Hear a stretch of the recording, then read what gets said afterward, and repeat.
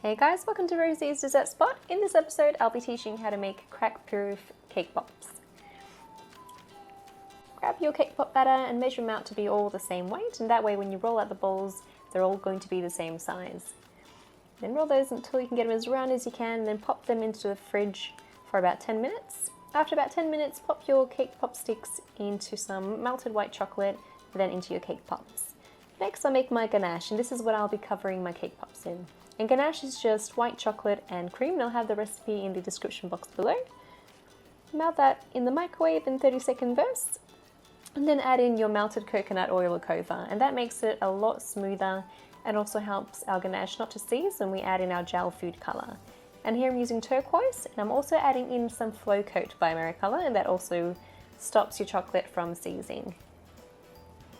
Just stir that through, then take your cake pops out of the fridge, dip them in until they're completely underneath the chocolate, and then tap off the excess while rotating your cupcake, and that just makes sure that you have a nice even coverage. When most of your chocolate has been tapped off, just bring your cupcake up towards you so it's facing upwards, and you see a little peak, you just keep tapping your hand and rotating, and that peak should fall back into the cupcake, into the cake pop, and disappear completely, leaving you with a nice smooth finish.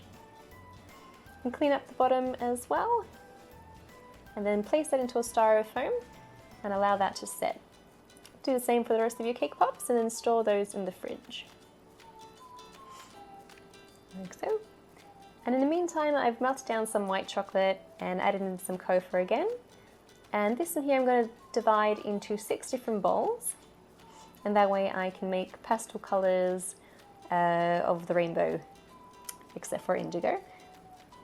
And I'll have a list of all the colours that I've used in the description box below this video as well. Just mix them all through, and then pop them into a piping bag. You might need to reheat them in the microwave. And then just make those really fine kind of decorative lines on your cake pop. And I'm moving from red to orange to yellow all the way to purple. And for much thinner lines, you would want to squeeze the bag much tighter and move a lot more quickly. That creates nice, delicate, fine lines. Just like so.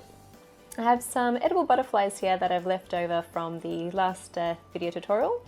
I'm just adding some edible glue. Here I've just used glucose syrup. I haven't mixed it with water, and I'm just popping those straight onto the cake pop.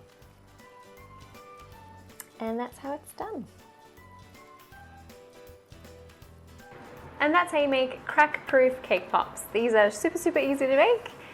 Using chocolate ganache instead of regular chocolate, and because it's chocolate ganache, it sets a lot softer and it's a lot more flexible, so you'll get cake pop batter that sometimes expands because you've crushed it too much, or there's a bit of oil in there that causes a bit of cracking in the chocolate.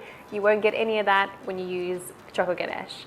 The only thing I would say that's kind of like a downside to using chocolate ganache is that you can't keep it white if your cake pop batter is dark, because the white will show through straight away, and it will show there's a darker cake pop underneath.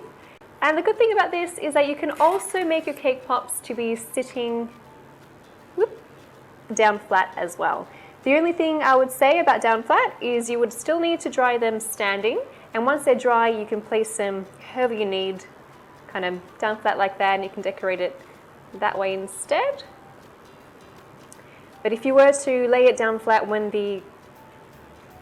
your chocolate ganache is still liquid, then it would stick to your baking paper, and as you pull it off, you'll lose half of your cake pop.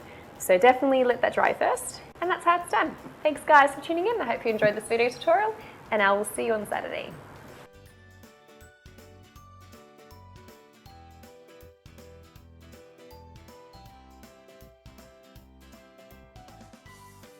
Taste test take 2, as I already ate one, but it wasn't recording. So, it's really creamy, really soft exterior.